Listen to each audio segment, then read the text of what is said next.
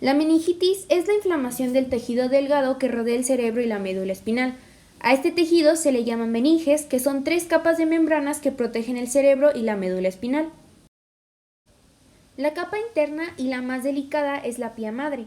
En la parte de la pía madre, en contacto con los ventrículos cerebrales, se pueden encontrar los plexos coroideos, que son estructuras en las que se sintetiza y se libera el líquido cefalorraquídeo que riega el sistema nervioso. La capa del medio es la aracnoidea, la cual recibe su nombre debido a su semejanza morfológica con la tela de una araña. Es fundamentalmente por esta meninge y el espacio entre aracnoides y pía madre por donde circula el líquido cefalorraquídeo. La tercera capa y la más fuerte es la externa denominada dura madre. En la dura madre está la mayor parte de grandes vasos sanguíneos del cerebro, dado que además de protegerlos, permite que tengan un espacio a través del cual distribuirse y pasar de una localización a la siguiente. Existen diversas formas de contraer meningitis. Por lo general, la inflamación se puede producir por una infección causada por una bacteria o por un virus, pero también puede ser causada por un hongo. No obstante, las complicaciones que se generan son muy parecidas entre sí. Sin embargo, cuanto más tiempo se pase sin recibir tratamiento para la enfermedad, mayor es el riesgo de sufrir convulsiones y daños neurológicos, tales como pérdida auditiva, problemas de memoria, problemas de aprendizaje, daño cerebral, problemas de la marcha, convulsiones, insuficiencia renal y, en casos muy extremos, la muerte. Como se mencionó anteriormente, existen diversas maneras de contraer meningitis. Estas son la bacteriana, viral y por esporas de ciertos hongos. La meningitis bacteriana puede ser muy peligrosa, ya que puede ocasionar daño cerebral, pérdida auditiva o discapacidad cognitiva. Las bacterias que ingresan en el torrente sanguíneo y viajan hasta el cerebro y la médula espinal pueden causar meningitis bacteriana aguda. La meningitis también puede manifestarse cuando las bacterias invaden directamente las meninges. La causa puede ser una infección de oído o de los senos paranasales, fractura de cráneo o, en casos poco frecuentes, algunas cirugías. ¿Cuáles bacterias pueden hacer que contraigas la meningitis bacteriana?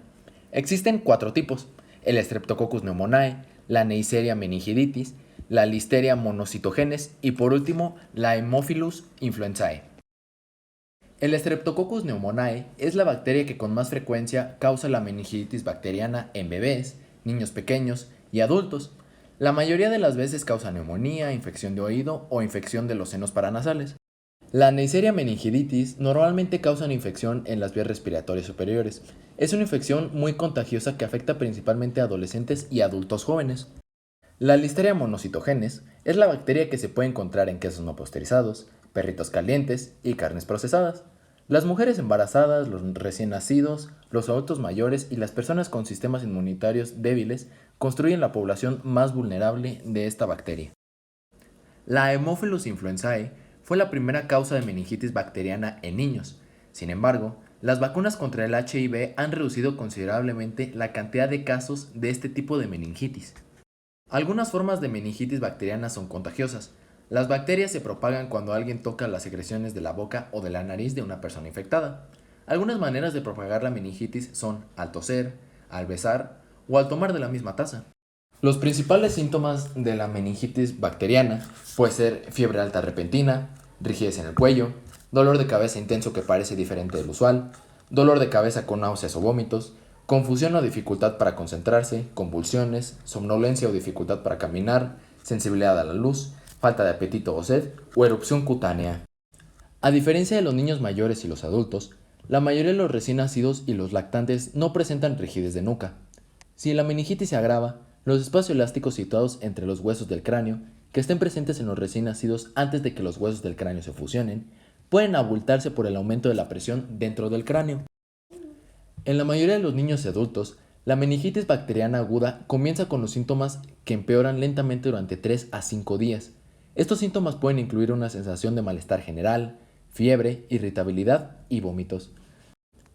Algunos pacientes presentan dolor de garganta, tos y secreción nasal. La rigidez de nuca debido a la meningitis es más que una simple molestia. El mero hecho de bajar el mentón hacia el pecho produce dolor y puede resultar imposible realizar el movimiento. Mover la cabeza entre otras direcciones no supone la misma dificultad. Sin embargo, algunos pacientes no tienen rigidez de nuca, sino un dolor muy fuerte de espalda. La meningitis bacteriana aguda debe tratarse de inmediato con antibióticos intravenosos y, a veces, con corticosteroides. Esto ayuda a garantizar la recuperación y reducir el riesgo de complicaciones como la inflamación del cerebro y las convulsiones. La meningitis bacteriana aguda es una inflamación de aparición rápida de las capas de tejido que cubren el encéfalo y la médula espinal, y del espacio que contiene el líquido localizado entre las meninges. La meningitis viral o aséptica es el tipo más común de meningitis. Por lo general es menos grave que la meningitis bacteriana y la mayoría de las personas se mejoran solas, es decir, sin recibir algún tratamiento. Si bien esta enfermedad puede ser contraída por cualquier persona, su incidencia es mayor en niños mayores de 5 años y las personas que tienen el sistema inmunitario debilitado debido a enfermedades, medicamentos como puede ser la quimioterapia o algún trasplante reciente de órgano o médula ósea. Esta suele comenzar con síntomas de una infección vírica, como es la fiebre, malestar general, dolor de cabeza y dolores musculares como rigidez de nuca que hace difícil o hasta imposible bajar la barbilla hasta el pecho. Los síntomas que se presentan más comunes en los bebés son la fiebre, irritabilidad, no comer bien, somnolencia o dificultad para despertarse y letargo, es decir, falta de energía. Por otro lado, los síntomas más comunes en los niños y adultos son la fiebre, el dolor de cabeza, rigidez de cuello, fotofobia, somnolencia o dificultad para despertarse, náuseas, irritabilidad, vómitos, falta de apetito o falta de energía. Los enterovirus no poliomielíticos son la causa más común de meningitis viral. Otros virus que pueden causar meningitis son los siguientes: el virus de las paperas, los virus del herpes como el virus de Epstein-Barr, los virus del herpes simple y el virus de la varicela zoster, así como el virus del sarampión, el de la influenza, los arbovirus como el virus del Nilo occidental y el virus de la coriomeningitis linfocítica. La meningitis vírica puede propagarse de distintas maneras dependiendo del virus, por ejemplo, por transmisión por el torrente sanguíneo de una infección localizada en otra parte del cuerpo, que esta es la forma más común. Puede ser también por el contacto con heces contaminadas por enterovirus, lo que puede ocurrir cuando las personas infectadas no se lavan las manos después de defecar o al nadar en una piscina pública. Otra causa es el acto sexual u otro contacto genital con una persona infectada, ya sea por VHS2 o VIH. Asimismo, una picadura de insecto como un mosquito, ya sea para el virus del Nilo occidental, el virus de Saint Louis, Zika o chikungunya. También puede ser por transmisión por el aire debido a la inhalación del virus. Esto aplica para el virus varicela zoster. El contacto con el polvo o alimentos contaminados por la orina o las heces de ratones o hámsters infectados. Esto es para el virus de la coriomeningitis linfocitaria. Y finalmente, el uso de agujas infectadas, principalmente por VIH. Para la meningitis viral, las pruebas pueden incluir muestras de sangre para detectar la presencia de bacterias, radiografías y tomografías computarizadas para buscar zonas de hinchazón e inflamación y una punción lumbar o espinal. En la mayoría de los casos no hay tratamiento específico para la meningitis viral. Por lo general, la mayoría de las personas que contraen meningitis viral leve se recuperan completamente en 7 a 10 días sin recibir tratamiento. Los medicamentos antivirales podrían ayudar a las personas con meningitis causada por virus como los del herpes y los de la influenza. Sin embargo, el tratamiento de los casos leves de meningitis viral suele consistir en reposo en cama, abundante líquido y analgésicos de venta libre para reducir la fiebre y aliviar el dolor generalizado. El médico puede recetar corticosteroides para reducir la inflamación del cerebro y un medicamento anticonvulsivo para controlar las convulsiones. De la misma manera, las vacunas pueden proteger contra algunas enfermedades que pueden causar la meningitis viral. Estas son como el sarampión, las paperas, la varicela y la influenza. La meningitis crónica es una meningitis de evolución lenta que dura 4 semanas. Sin embargo, puede durar meses y hasta años. En raras ocasiones, la meningitis crónica causa solo síntomas leves y se resuelve por sí sola. Este tipo de meningitis generalmente está producida por una infección. Muchos microorganismos pueden ser responsables de la meningitis crónica. Entre estos microorganismos, los más importantes son las bacterias que causan tuberculosis, las que causan la enfermedad de Lyme, los hongos incluyendo Cryptococcus neoformans, Cryptococcus gattii, Coccidioides immitis, Histoplasma capsulatum y Blastomyces.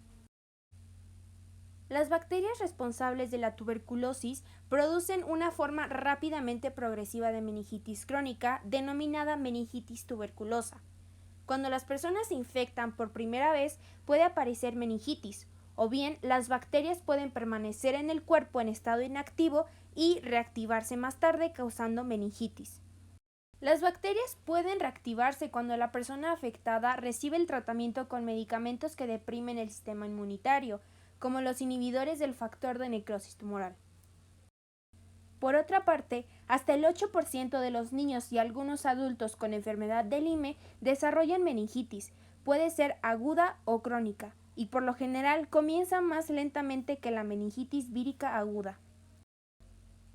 La causa más común de meningitis crónica en el hemisferio occidental es el Cryptococcus neoformans, que causa la criptococosis.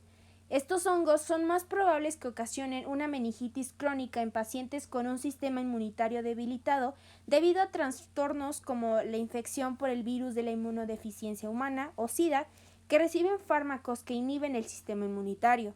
Los síntomas de meningitis debida a Cryptococcus neoformans comienzan de manera gradual y sutil y pueden ser intermitentes. Con menos frecuencia, la meningitis crónica es causada por otras bacterias, tales como las que causan sífilis, hongos como Coccidioides immitis, los parásitos tales como los protozoos Toxoplasmosis gondii y los virus como el VIH y los enterovirus. Algunos trastornos que no son infecciones también causan meningitis crónica. Entre estos factores se incluyen sarcoidosis, ciertos trastornos que producen inflamación, tales como el lupus eritematoso sistémico, artritis reumatoide, síndrome de Behçet y el síndrome de Sjögren, así también como la leucemia, linfoma u otros tipos de cáncer que se propagan a las meninges. Los síntomas de la meningitis crónica suelen ser similares a los de la meningitis bacteriana aguda, que son dolor de cabeza, fiebre y rigidez de nuca, pero también pueden incluir confusión, pérdida de la audición y visión doble. Para diagnosticar la meningitis crónica, el médico suele hacer pruebas de imagen de la cabeza, como la resonancia magnética nuclear, seguido de una punción lumbar para extraer una muestra de líquido cefalorraquídeo. El tratamiento de esta enfermedad puede variar según su forma de transmisión. Para esto se utilizan los siguientes tratamientos. Para la tuberculosis, sífilis, enfermedad de Lyme u otra infección bacteriana, los antibióticos eficaces para cada bacteria concreta. Para las infecciones por hongos, por lo general, medicamentos antifúngicos como anfotericina B, flucitocina, fluconazol o voriconazol, por vía intravenosa o por vía oral. Para los trastornos que no son infecciones, como la sarcoidosis y el síndrome de Behçet, corticosteroides u otros medicamentos que inhiben el sistema inmunitario, a veces durante un largo tiempo.